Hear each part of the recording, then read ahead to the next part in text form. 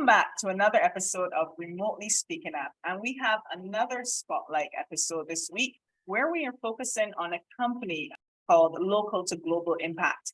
And we have with us, we're very lucky to have with us both of them, both co-founders of this organization. So we have Linda Mikkelsen. And Linda, you're in London, aren't you?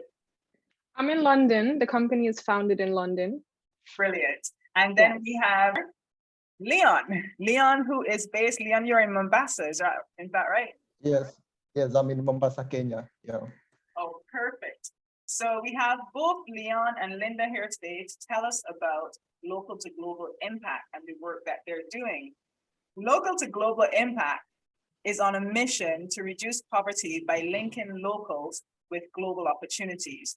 And they do this by providing Africans from low-income communities with remote work opportunities with global companies. So welcome, Leon, welcome, Linda, and tell us a bit more about the work. Thank you. Yes, so obviously I am, brought up in Denmark. I'm half Danish and Kenyan. So because I have a lot of Kenyan family, I've been traveling to Kenya. And, where I come from, school is for free. As a matter of fact, you actually get paid to go to school. And then, I go to Kenya and people are they're shocked. Like, is that, how it works where I'm from? So, I go through the whole school system. I did my bachelor, I did my master's, and you're about to look at the job opportunities for you out there. And during my studies, I did field work in Kenya and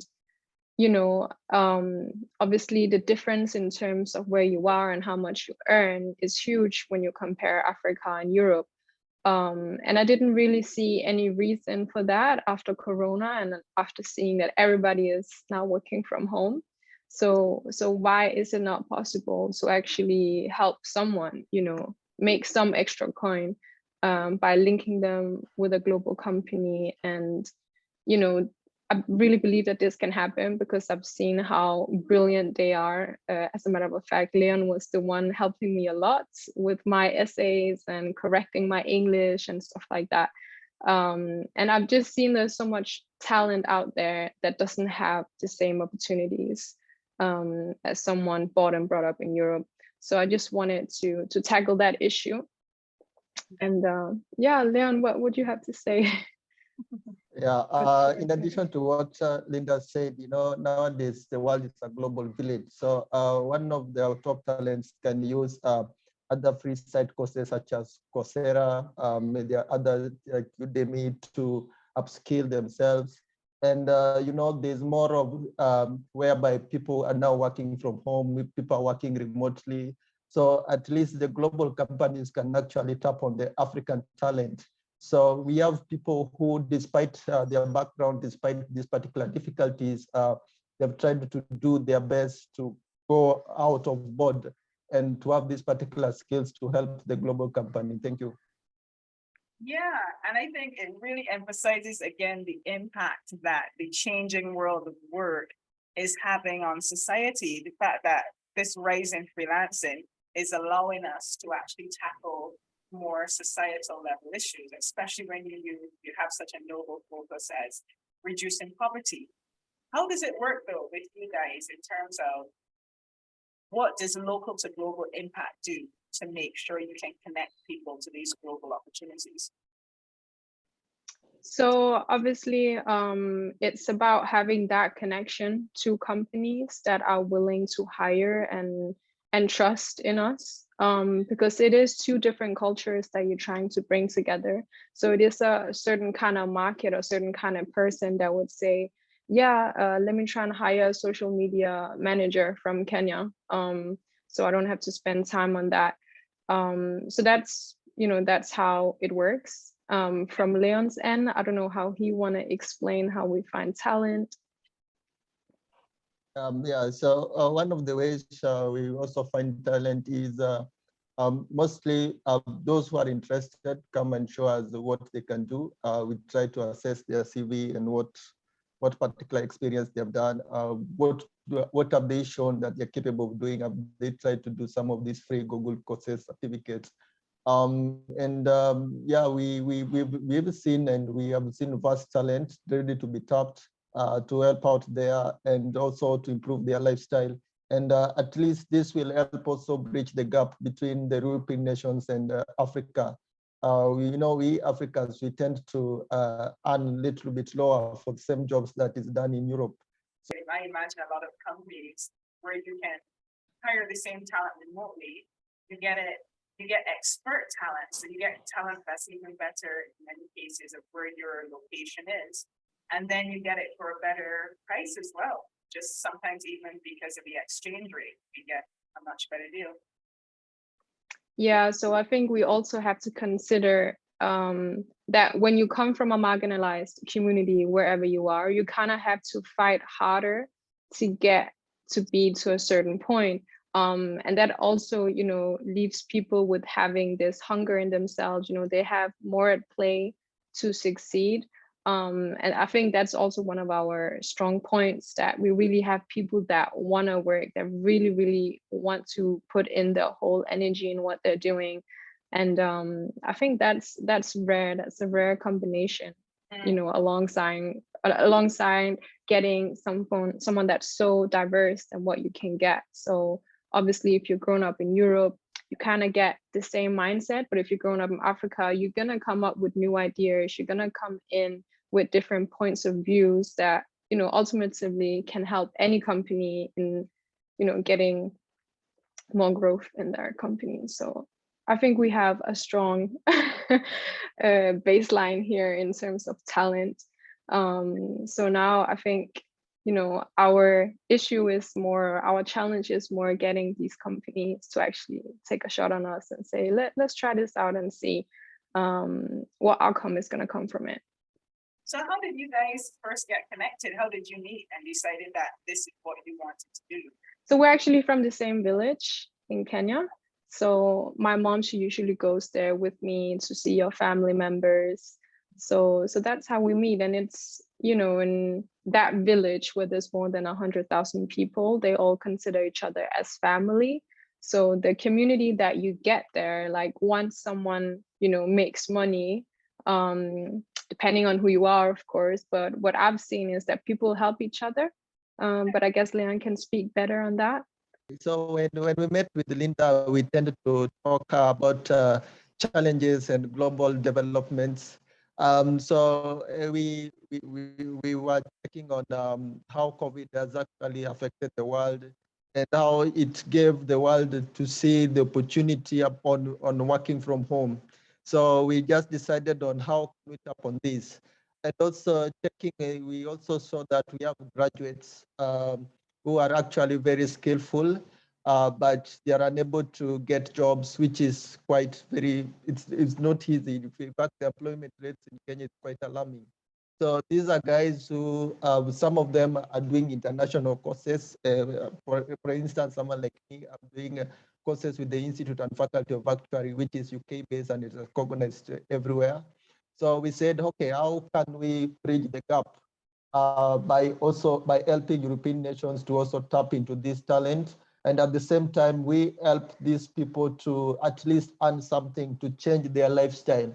So this is where we created local to global impact to provide opportunity whereby the European companies could tap into this talent, at the same time uplift these people by creating income to reduce the unemployment rate that is currently alarming in Kenya. Thank you.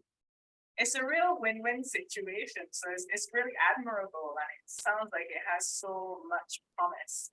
How have you found the uptake in terms of companies wanting to work with, let's say, the local talent? Have you found it easy to make that connection? One of the greatest challenges we have been facing is most of the companies are not ready to explore this particular way of working. You'll realize that even after COVID, some of the companies wanted guys to go back to the office, while others was quite reluctant. So it's a new development that companies are not yet to appreciate. So with the time, I hope that this free working culture will be appreciated. The next challenges come with the issues with the data protection. And, with the GDPR in place and the Data Protection Act in Kenya also in place, and guys are really not sure on how this data should be handled. So, like, for instance, data science, statistics, economics, you will have to deal with sensitive data. So it's quite very difficult on how we talk to companies on how to handle this data. Although there are other systems, let's say like Sync, which is a cloud system that is quite very secure, and it meets the consideration of a well-secured site to store and to transfer data. So but those are some of the solutions we try to think on trying to bridge the gap when it comes to data challenges, and also training our staff on how to handle data to ensure that these data breaches does not occur. Yeah, those are some of the challenges we have faced. Maybe Linda, you can add on them. Yeah, so it's a lot about networking and finding the right company, the right people to hire and be able to kind of help us pilot the project, because it's still a new thing. So we've had some success. We've had a lot of success and a lot of happy clients so far, thank God. But we definitely do need more companies to take a shot on it. A lot of people think, or I would say 95% think it's a brilliant idea, once you pitch to them, but it's that point of, okay, let's take a chance on it. And it can be anything. It can be a graphical designer. We have graphical designers as well. So it's almost every business needs that these days, and usually these are the costs that the small companies, they don't want to pay too much for it. So we can be that support and still get really quality work done and have a worker that's happy with what they're paid. So I think that's our main challenge right now. We need people to take a shot on us and try it out, and yeah, hopefully they'll be happy with the results. No, they should be. Yeah, because I think what you're trying to do can really solve a problem, both locally and globally. You're extending a wider range of talent to global companies, and then locally you're solving problems to do with poverty and unemployment. And I think a lot of companies, especially Leon, what you mentioned earlier with regards to companies pulling people back into the office as well. A lot of companies are still feeding into this need for control and this need for presenteeism, which often hinders a lot of ideas like this. And it's such a shame. So I'm really hoping that as this continues, as people see the power of freelancing and what you're doing, that they're really willing to let go and to trust and to take that chance. Definitely. And I also think with also the issue of freelancing, it also reduces the operational cost of the companies. So they will not need to pay rents or office rents. And also, most of the offices, they provide, let's say, breakfast and all that. I think it will be lower their cost in long run. So it's a matter of them just embracing the new development. Yeah, the new world of work, as we like to say. Yes. Absolutely. So what does a day look like for you in terms of the work that you do? So we have a lot of things to do, and that's how it is with a startup. And sometimes you have to have multiple hats on, and you have to outsource just like any other company in order to get it done. So I'm happy I have some freelancers that's with us that are doing some of the jobs like social media, making sure that we adhere to regulations. Right now I'm taking a lot of meetings, so I'm the one making deals with companies because I am in Europe, and Leon is finding talent. Yeah, he's finding talent, and he's also taking meetings because it's been a bit pressured lately. So Leon also takes the load of that. And yeah, he's an actuarial graduate, which means that he's also taking exams right now. I don't know if you want to talk about it. Yeah, so I'm an actuarial graduate, and so currently I'm pursuing a course with the Institute and Faculty of Actuaries, where I'm looking forward to qualifying as an actuary. So currently I'm done with 3 papers, and I need to do 10 more. And also there are some few short courses that I need to do. So once I qualify as a fellow of Institute of Actuary, I'll be recognized anywhere in the world as an actuary. And also the good thing about our work is we can always predict the future, and that helps the company make very good financial decisions. So that's what I actually help companies to do. Yeah. I think a great point here is that there's a lot of companies at the moment trying to invest in Africa because Africa is becoming the continent where they want to make money again. And, you know, in this way, we really want to get the Africans with that development. You know, in Local to Global Impact, that's what we're about, empowering, you know, the African graduates and Africans who want to develop their skills. So yeah, it's I think it's a big opportunity to get talent that really is serious. So if any company that is interested in Africa, they could hire someone like Leon, because he would have, you know, knowledge that somebody in Europe would never have because he grew up there and he did the schools there, but he also are doing his actuarial exams, which is a UK faculty, right? Yes, yes. Yeah, so that makes it international recognized, the ones that he's doing. So there are talent that you won't find. So me having an African studies background, you know, I did a lot of reading on development projects, and you know, it's sad to see, but a lot of big organizations don't only have an expectation of it failing. So like there's an 80% chance that what they're trying to do will fail, like trickle down aid, you know, it doesn't work. We all know that it doesn't work, usually ends up in the wrong hands. So you need the expertise from the African continent really to succeed if that's where you want to go as well. Yeah, you remind me of an example with Ukraine. I was speaking to a colleague from Ukraine, and I was asking her in terms of how was her family doing, and she was very distraught because the situation is affecting her personally. And I was asking her, how can we help? Is it possible to donate? And she was saying, well, everyone's donating to this charity, but they need to not donate to that charity because they think it's going to Ukraine. It's actually going to fund Russian soldiers. And it's such a danger because people think that they're doing good things. And as you said, with African charities, you've seen cases of that as well. So I think a lot of your best opportunities and future investment is exactly with the local African talent, like yourself, like both of you, and like Leon and your actuarial degree. Good luck with your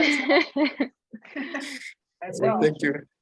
And just leading on from that point, because another interesting thing that came out of that is the fact that that local knowledge that you possess is going to help companies in understanding how to do business in Africa. So have you come across any cross-cultural challenges in the work that you do?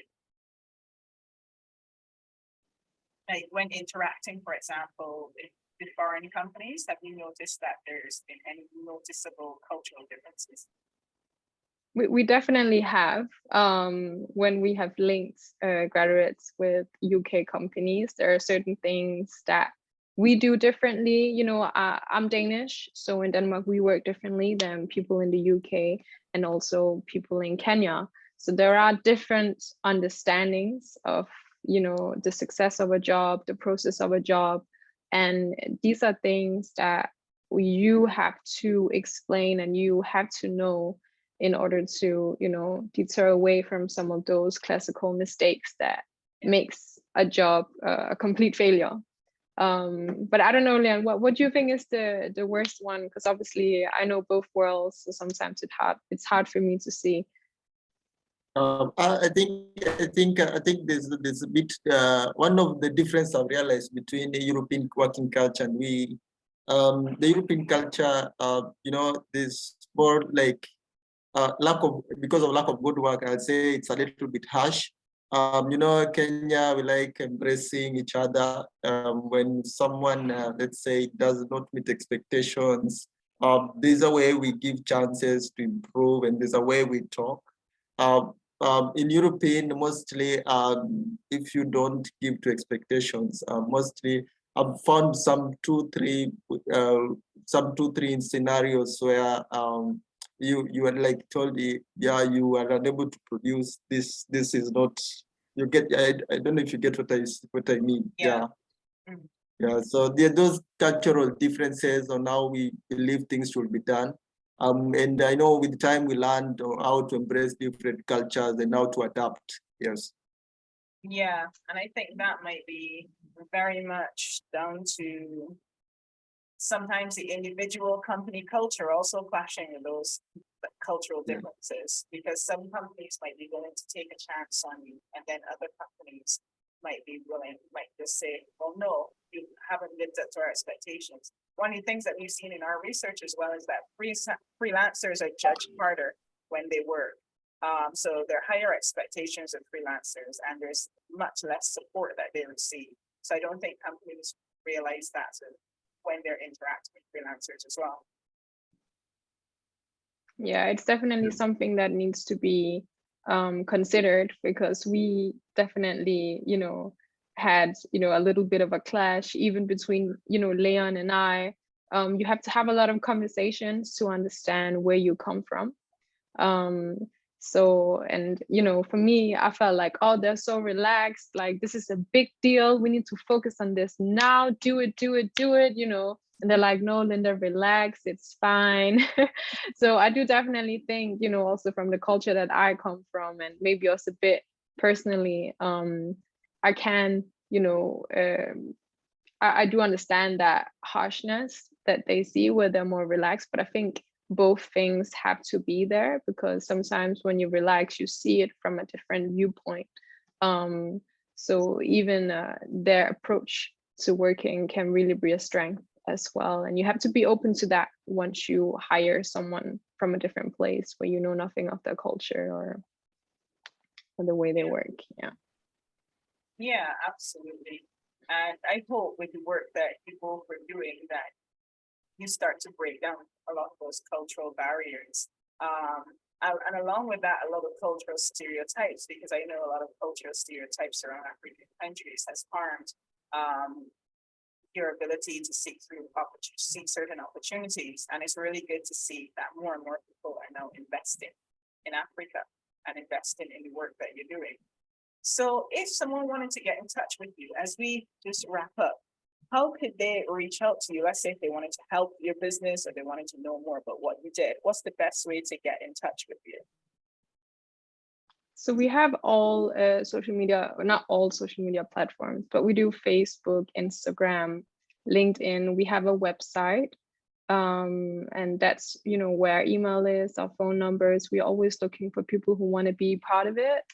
We also call it a movement because it's definitely a new thing, and not many people are, trying to tackle those issues. I think the important part, what sets us apart from other companies that may be trying to go the same route, is that we are a social enterprise. We did this to remove or to help eradicate poverty. And it's not just about profit, but we do retain that right that we will make it profitable, but we will also help people at the same time. And that's the focus of our work. Brilliant. Can you share your email address as well as your website, just so our audiences know? Yes, but it's local to globalimpact.com. And also if you look on social media, it's local to globalimpact.com. Yeah. And our email is info@localtoglobalimpact.com. Brilliant. Well, thank you both for joining us. This has been so informative and more. Thank you, Rochelle. This has been inspiring. I'm just happy to have both of you on. I'm just really excited because, as you know, Linda, I was only expecting one of you, but to have both of you in the same room and just to hear of all the things that you're doing, both from Europe, from the UK, but also from Mombasa is absolutely great. So thank you for joining us in this episode. Thank you so much, Rochelle. Thank you Brilliant. so much for the opportunity. Thank you. You're welcome. And this has been another episode of Remotely Speaking Up. Remember, you can find us at Remotely Speaking Up on Instagram, or you can find me, Dr. Rochelle Haynes, on LinkedIn if you want to know more about how to engage with freelancers and how to have better relationships with persons who work remotely. So thank you, and we will see you next week. Bye. Bye. Bye. Right.